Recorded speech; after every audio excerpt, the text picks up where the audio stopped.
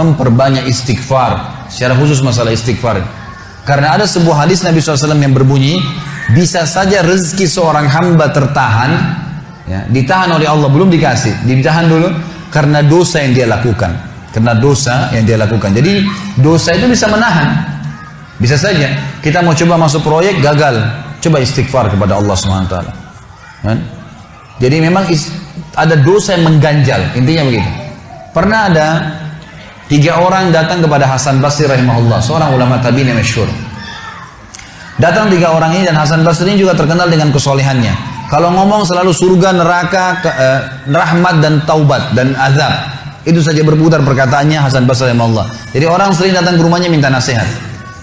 Ada 3 orang datang satu hari antri di rumahnya. Yang satu masuk mengatakan, wahai imam, wahai kiai, wahai ustaz, saya sudah lama menikah dengan istri saya ini, tapi belum dapat anak. Sudah 10 tahun nikah nggak dapat anak. Kami sudah ikhtiar ke tabib ini, minum itu, tapi belum juga Allah takdirkan. Apa saran Anda? Maka kata Hasan Basri, perbanyak istighfar.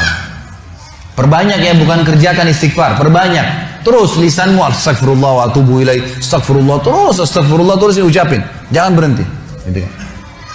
Maka kemudian keluar orang tersebut. Masuk orang kedua mengatakan, wahai imam, saya sudah lama kena penyakit di perut saya, sakit terus. Kalau sakit saya sampai nggak bisa tahan, rasanya pengen mati saja kena sakitnya. Sudah coba berobat ke sana sini nggak sembuh-sembuh. Apa saran Anda? Kata Hasan Basri, perbanyak istighfar. Perbanyak istighfar. Amalin, pulang. Datang orang ketiga mengatakan, wahai imam, saya sudah lama bekerja banting tulang. Mayoritas waktu saya sehari kerja keras, tapi saya tidak pernah kaya seperti fulan. Ditunjuk orang kaya di kota itu, di kota Basra, di Irak. Apa saran Anda? Kata Hasan Basri, perbanyak istighfar. Pulanglah 3 orang ini. Lalu kemudian istri Hasan Basri bertanya, wahai suamiku, ketiga orang ini tadi butuh satu mungkin dikasih modal, mungkin satu ditunjukkan tabib yang tepat, mungkin obat. Kenapa Anda cuma suruh istighfar saja? Kenapa enggak istighfar diikutin dengan yang lainnya? Dikasih modal, dikasih obat. Kata Hasan Basri, wahai istriku, tidakkah kau dengar kalau mereka sudah ikhtiar dan sekarang tinggal mereka terbuntu, tertutup di sebuah pintu yang mereka tidak tahu bagaimana jalan keluarnya. Maka saya mengingat firman Allah dalam surah Nuh. Surah Nuh ini surah nomor 71 ya.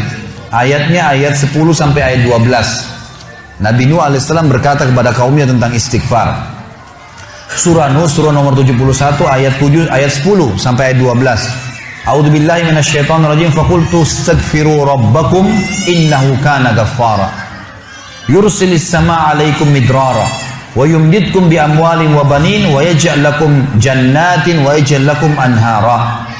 Kata Nabi, kata Allah Subhanahu wa taala, Nuh berkata kepada kaumnya, istighfarlah, minta taubatlah kepada Tuhan kalian, sesungguhnya Dia Maha menerima taubat hamba-hambanya. Manfaatnya Dia akan menurunkan untuk kalian dari langit midrara. Midrar kata para ulama tafsir bisa berarti hujan yang lebat, bisa berarti rezeki yang non-stop, terus dikasih sama Allah bertubi-tubi. Dan dengan istighfar Allah akan memperbanyak harta dan keturunan kalian, dan Allah akan jadikan kebun-kebun kalian lebat, dan Allah akan suburkan juga seluruh sungai-sungai kalian. Jadi di sini manfaat daripada istighfar. Ada kisah yang lain teman-teman sekalian, kisah Imam Ahmad rahimahullah. Imam Ahmad rahimahullah dari 4 madhab tadi, Abu Hanifah, Malik, Syafi'i dan Ahmad. Ahmad bin Hanbal muridnya Imam Syafi'i. Madhab yang keempat, Imam Ahmad rahimahullah di akhir hidup beliau ulama besar hadis. Di akhir hidup beliau pernah terlintas di benaknya untuk mendatangi sebuah kota di Irak. Kenapa ke sana nggak tahu. Pokoknya pengen ke sana gitu. Imam Ahmad pergi ke sana. Tiba di kota itu, tapi saya tidak temukan dalam riwayat ini kota apa yang dimaksud. Tiba di kota itu, Imam Ahmad tiba azan maghrib. Lihat masjid, ada satu masjid, masuk masjid itu sholat berjamaah. Orang nggak tahu dia, karena zaman dulu orang tidak ada foto, tidak tahu lihat bagaimana wajah siapa orang ini, nggak kenal. Habis sholat maghrib, Imam Ahmad duduk sedikit baca Al-Quran. Azan Isya dia ikut sholat. Selesai Isya, Imam Ahmad pergi ke pojok masjid, mau geletak tidur. Marbot masjidnya datang, dekatin. Wahai Syekh. Syekh ini dalam bahasa Arab 3 artinya. Bisa hal dari 3. Bisa orang tua, Syekh.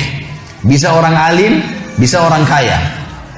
Jadi tidak selamanya kalau antum dipanggil di Saudi Syekh dianggap orang alim gitu. Bisa saja orang tua gitu kan. Dipanggil, hai Syekh, orang tua maksudnya. Ngapain anda di sini?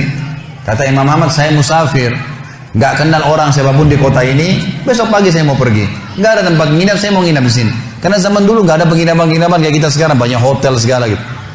Kata marbotnya, nggak bisa, masjid nggak boleh tidur. Kata Imam Ahmad, saya didorong-dorong keluar dari masjid. Orang ini nggak tahu kalau ini Imam Ahmad, kalau tahu mungkin diundang ke rumahnya. Tapi ini marbot, masya Allah, istiqamah nih gitu.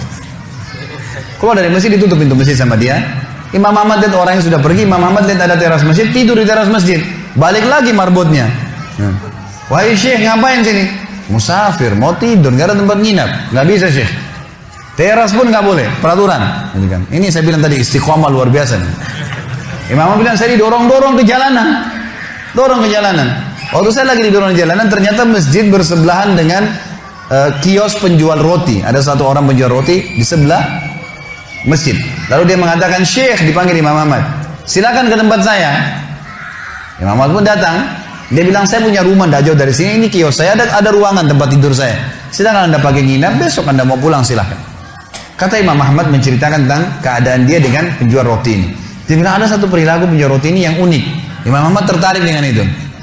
Dia bilang, setiap kali orang ini pecahin telur, ngambil terigu, ngambil garam, itu sambil astagfirullah wa atubu ilaih, astagfirullah wa atubu ilaih. Terus lisannya nggak pernah berhenti nih, astagfirullah wa atubu ilaih, kecuali Imam Ahmad bilang, saya ajak ngomong atau dia bertanya pada saya. Kalau berhenti, istighfar lagi. Selalu begitu. Kata Imam Ahmad, saya bertanya, sudah berapa lama kau amalkan nih? Orang itu bilang, sudah lama, dari saya masih bujang. Kebetulan orang ini sudah tua seumur sama Imam Ahmad, sudah mendekati 60 tahun lebih gitu. Baik, dia bilang, sudah lama, dari saya masih bujang. Kata Imam Ahmad, ma thamaratu istighfarik, apa manfaatnya istighfarmu? Apa yang kau dapatkan dengan istighfar yang sebanyak ini? Kata dia, tidak ada apapun yang saya minta kepada Allah kecuali diijabah. Apa saja saya minta Allah kasih, tinggal satu yang belum Allah kasih. Kata Imam Ahmad, apa itu? Dia bilang, saya minta dipertemukan sama Imam Ahmad. Loh ya, kisah nyata. Imam Ahmad mengatakan, Allahu Akbar, istighfarmu lah yang membuat saya datang ke kota ini, tidak tahu kenapa. Istighfarmu yang membuat marbot masjid mendorong-dorong saya keluar masjid. Istighfarmu yang mendatangkan saya ke tempat ini, tempat praktekmu, ke rumahmu. Karena saya adalah Ahmad bin Hanbal. Saya adalah Ahmad ibn Hanbal. Bagaimana istighfar teman-teman sekalian mendatangkan rezeki yang luar biasa. Permintaan apapun didatangkan. Seorang alim ulama biasa didatangin, ini malah didatangkan sama Allah ke tempat orang ini karena istighfarnya. Dari memperbanyak istighfar manfaatnya sangat besar. Hadis Bukhari kata Nabi SAW, siapa yang mulazamah selalu istighfar, Allah akan jadikan jalan keluar dari masalahnya dan Allah akan berikan rezeki dari tempat tidak disangka-sangka.